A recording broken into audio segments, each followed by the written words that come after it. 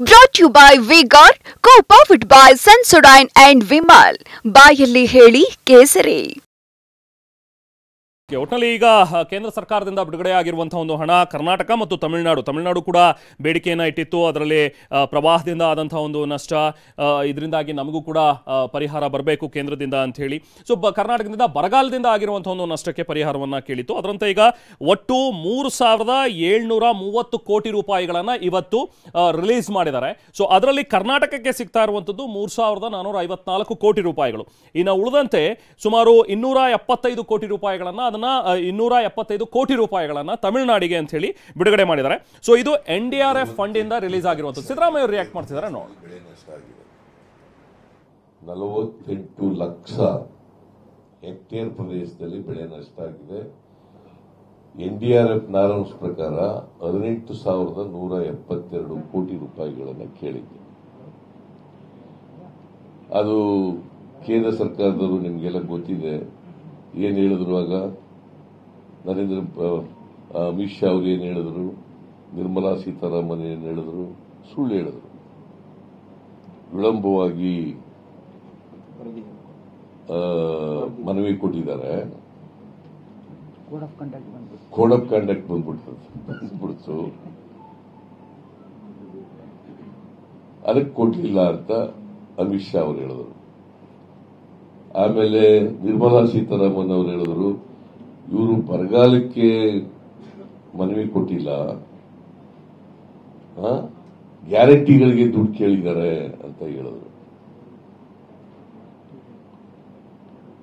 ನಾವು ಗ್ಯಾರಂಟಿಗಳಿಗೆ ಒಂದು ಪೈಸೆನೂ ಕೇಳಿಲ್ಲ, ಕೇಳೋದೂ ಇಲ್ಲ.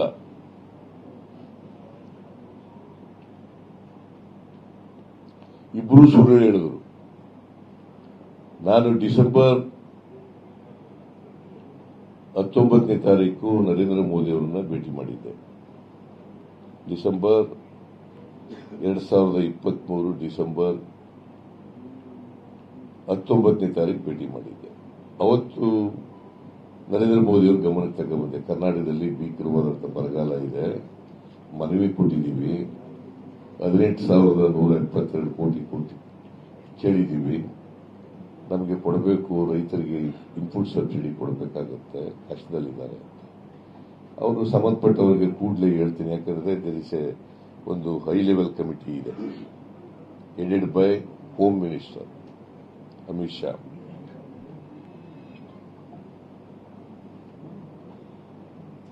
ಅದಾದ್ಮೇಲೆ ಡಿಸೆಂಬರ್ 20ನೇ ತಾರೀಕು ಅಮಿತ್ ಶಾ ಅವ್ರನ್ನೂ ಭೇಟಿ ಮಾಡಿದ್ದೆ, ನಾನು ಕೃಷ್ಣ ಬೈರೇಗೌಡ. ಅವ್ರು ಹೇಳಿದ್ರು, ಡಿಸೆಂಬರ್ 23ನೇ ತಾರೀಕಿಗೆ ಮೀಟಿಂಗ್ ಕರೆದಿದ್ದೀನಿ, ಹೈ ಲೆವೆಲ್ ಕಮಿಟಿ ಮೀಟಿಂಗ್ ಕರೆದಿದ್ದೀನಿ, ಅವತ್ತು ಇತ್ಯರ್ಥ ಮಾಡಿ ಪರಿಹಾರ ಕೊಡ್ಲಿಕ್ಕೆ ನಾನು ಮಾಡ್ತೇನೆ ಅಂತ ಹೇಳಿದ್ರು. ಮೀಟಿಂಗೂ ಕರೀಲಿಲ್ಲ, ₹1 ಬಿಡುಗಡೆ ಮಾಡಲಿಲ್ಲ. ಈಗೆಷ್ಟು ನಾನು ನೋಡಿಲ್ಲ, ನಾನು ಇನ್ನ ಮಾಹಿತಿ ತಗೋಬೇಕು. ಅದು ಏನು, ಸುಪ್ರೀಂ ಕೋರ್ಟ್ನವರು ಡೈರೆಕ್ಷನ್ ಕೊಟ್ಟ ಮೇಲೆ ನಾವು ಕೋರ್ಟ್ಗೆ ಅಪ್ರೋಚ್ ಮಾಡಿ, ಕೋರ್ಟ್ ಕದ ತಟ್ಟಿದ್ದು for the first time in the history of India. ಈಗ ನಾವು ವಿ ಆರ್ ಇನ್ ಫೆಡರಲ್.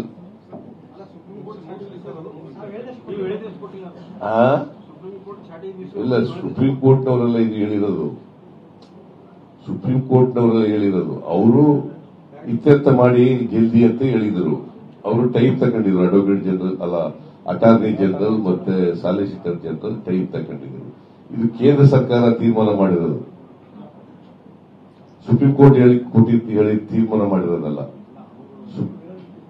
ಕೇಂದ್ರ ಸರ್ಕಾರ ತೀರ್ಮಾನ ಮಾಡಿರೋದು. ಇದು ಬಹಳ ಕಡಿಮೆ. ನಾವು 18,172 ಕೋಟಿ ಕೇಳಿದ್ರೆ ಅವರು 3,464 ಕೋಟಿ ಕೊಟ್ಟಿದ್ದಾರೆ. ದಿಸ್ ಇಸ್ ವೆರಿ ಬಹಳ ಕಡಿಮೆ.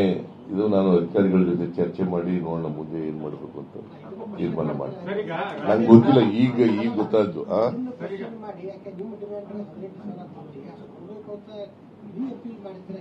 ಅಪೀಲ್ ಇನ್ನ ಇದೆ, 1 ವಾರ ಟೈಮ್ ಕೇಳಿದ್ದಾರೆ. ಅಟಾರ್ನಿ ಜನರಲ್ ಅವ್ರು ಏನ್ ಹೇಳಿದ್ದಾರೆ, ನಾವ್ ಏನಾದ್ರೂ ಮಾಡ್ತೀವಿ ಅಂತ ಅಲ್ಲಿ ಕೊಟ್ಟಿರೋದಷ್ಟೇ. ಮಂಡೇ ಮತ್ತೆ ಹಿಯರಿಂಗ್ ಬರುತ್ತಲ್ಲ. ಈಗ ಸುಪ್ರೀಂ ಕೋರ್ಟ್ ಮುಂದೆ ನಾವು ರಿಟ್ ಪಿಟಿಷನ್ ಹಾಕಿದ್ರು. ರಿಟ್ ಪಿಟಿಷನ್ ಹಾಕಿದಾಗ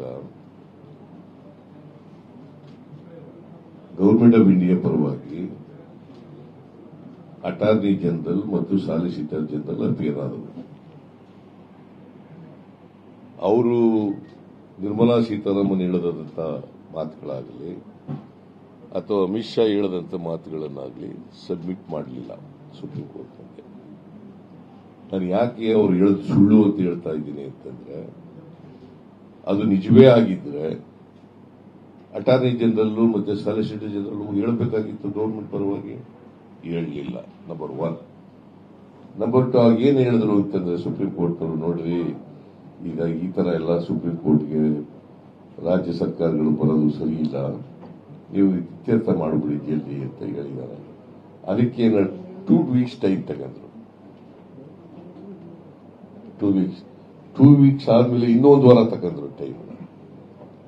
ಈಗ 28ಕ್ಕೆ ಬರ್ತಾ ಇದೆ. 28 ಇವತ್ತೆಷ್ಟು ತಾರೀಕು? 27 ನಾಳೆ ಬರ್ತಾ ಇದೆ. ನಾಳೆ ಬರ್ತಾ ಇದೆ. ಸೊ ಅಷ್ಟರೊಳಗಡೆ ಇವರು ಈಗ ಕೇಂದ್ರ ಸರ್ಕಾರ 3,464 ಕೋಟಿ ರೂಪಾಯಿನ ಮಾಡಿದೆ. ಅದು ನಾವು ಕೇಳಿರೋದು 18,172 ಕೋಟಿ. ಅದರಲ್ಲಿ ಎಷ್ಟು ಕೊಟ್ಟಿದ್ದಾರೆ? 1/4 ಕಡಿಮೆ. ಸೊ ಅದಕ್ಕೆ ನಾನು ಅಧಿಕಾರಿಗಳ ಜೊತೆ ಚರ್ಚೆ ಮಾಡಿ ನಮ್ಮ ಏನಿರಬೇಕು, ನಮ್ಮ ನಿಲುವು ಏನಿರಬೇಕು ಅನ್ನೋದ್ರ ಬಗ್ಗೆ ಮಾತಾಡ್ತೀನಿ. ಈಗಲೇ ಮಾತಾಡ್ತೀನಿ. ಸರ್, ಈಗ ಕರ್ನಾಟಕದಲ್ಲಿ ನಡೆದಂತಹ ಘಟನೆಗಳನ್ನ ಪ್ರಧಾನಮಂತ್ರಿಗಳು ರಾಜಸ್ಥಾನದಲ್ಲಿ ಪ್ರಸ್ತಾಪ ಮಾಡ್ತಾರೆ. ಅದು ನಿಮ್ಗೆ ಎಷ್ಟು, ನಿಮ್ಮ ಪಕ್ಷಕ್ಕೆ ಎಷ್ಟು ಡ್ಯಾಮೇಜ್ ಆಗುದು ಎಲೆಕ್ಷನ್ ಟೈಮಲ್ಲಿ ಅಂತ ಏನ್ ಪ್ರಸ್ತಾಪ ಮಾಡ್ತಾರೆ? ಇಲ್ಲಿ ಘಟನೆ ನಡೆದಂತ ಕರ್ನಾಟಕದಲ್ಲಿ ನಡೆದ ಘಟನೆ ಮಂಗಲಸೂತ್ರ ಇರ್ಬೋದು, ಹನುಮಾನ್ ಚಾಲಿಸ ಇರ್ಬೋದು. ನೋಡ್ರಿ, ನರೇಂದ್ರ ಮೋದಿ ಅವರು ಸುಳ್ಳು ಹೇಳೋದ್ರಲ್ಲಿ ನಿಶ್ಚಿಮರು. ಸುಳ್ಳನ್ನೇ ಮಾರುಕಟ್ಟೆ ಮಾಡಿರೋದು ಅವರು ಇವತ್ತಿನವರಿಗೆ. ಸುಳ್ಳನ್ನೇ ಮಾರುಕಟ್ಟೆ ಮಾಡಿರೋದು ಇವತ್ತಿನವರಿಗೆ. ಸುಳ್ಳು ಹೇಳೋದು ಬಿಟ್ಟರೆ ಬೇರೆ ಏನು ಹೇಳಿಲ್ಲ. ಮಂಗಳಸೂತ್ರ ಎಲ್ಲಿ ಇದು ಮಾಡ್ತಾರೆ?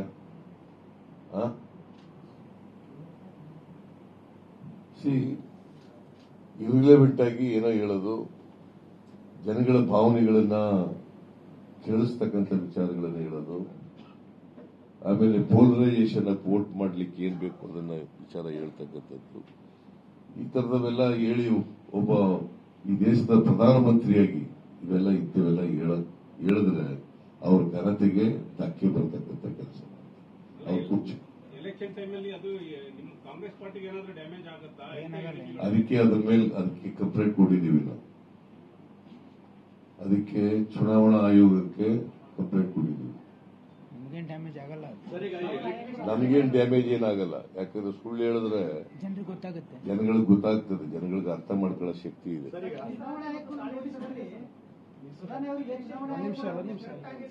ಅದ್ಯಾರು ಅವರು? ಹೇಳ್ರಿ. ಮೀಸಲಾತಿ ಮತ್ತು ತಾಳೆ ವಿಷಯದಲ್ಲಿ ಪ್ರೈಮ್ ಮಿನಿಸ್ಟರ್ ಹೇಳಿದ ವಿಷಯದಲ್ಲಿ ಎಲೆಕ್ಷನ್ ಕಮಿಷನ್ ಕರೆಕ್ಟ್ ಆಗಿ ಡಿಸಿಷನ್ ಹೋಗ್ತದೆ ಅಂತ ಅನ್ಸುತ್ತೆ ಸರ್. ಏನಂತ election commission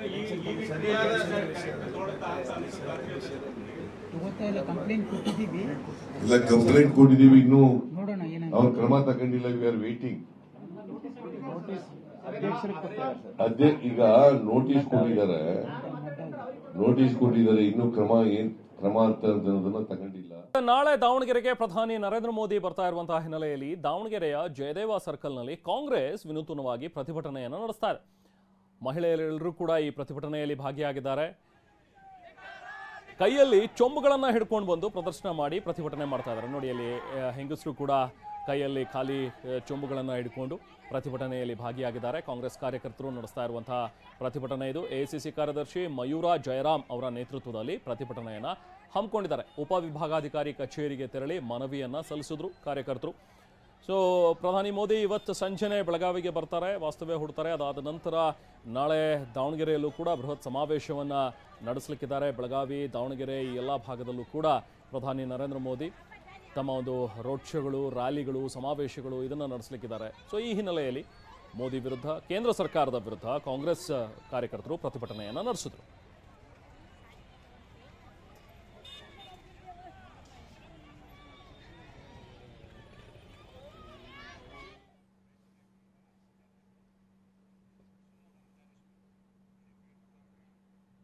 Brought you by V-Guard, co-powered by Sensodyne and Vimal. ಬಾಯಲ್ಲಿ ಹೇಳಿ ಕೇಸರಿ.